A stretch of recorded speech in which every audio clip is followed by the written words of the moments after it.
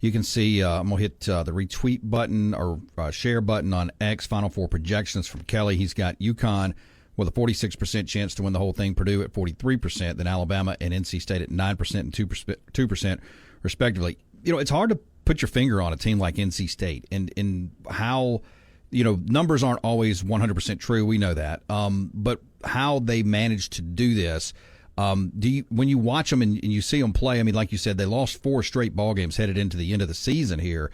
You don't know if it's just chemistry, if just some things click for some guys, maybe late, but whatever it is, it has done that has happened for NC State.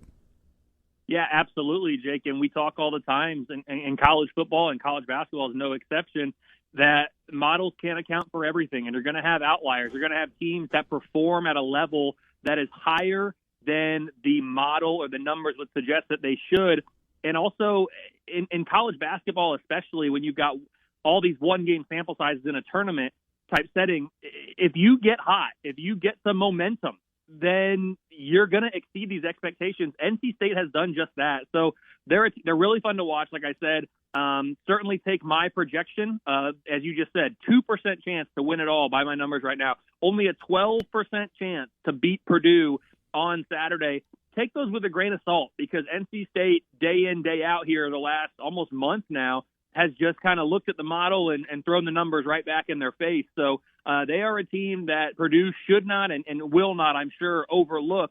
But it's a really fun and exciting Final Four. You got a potential for the repeat national champions for the first time since 2006, 2007. Purdue and NC State in their first Final Fours in 40-plus years. Alabama never been to a Final Four. There's all sorts of storylines here. The only thing we're missing is truly like a Cinderella. And NC State is an 11 seed.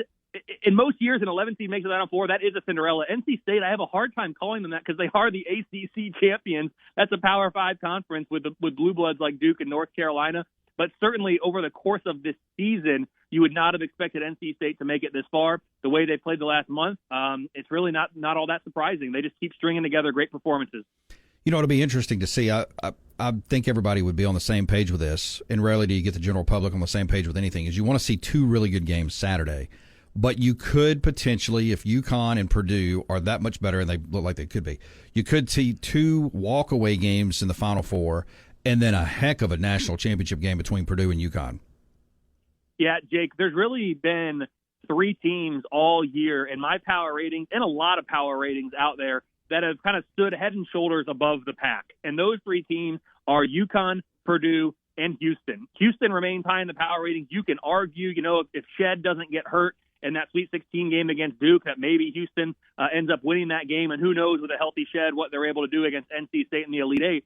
But that's shoulda, woulda, coulda. Injuries are a part of the game, things that the model can't always forecast or consider, right? So those 3 teams have really been, from a power rating standpoint, the best, and it's not been that close. I mean, they've been 2 or 3 points better on a neutral court, which is a big deal in the power rating, better than the rest of the field. And Nick, you said, you've got Purdue and UConn on separate sides right now.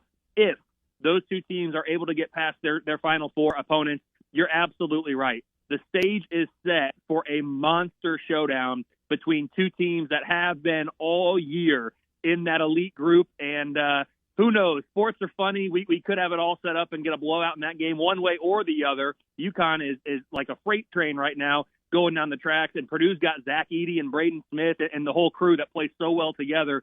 So, yes, you want to see good games Saturday. I think if Purdue and UConn win, we could be in for something really, really special on Monday night in Phoenix.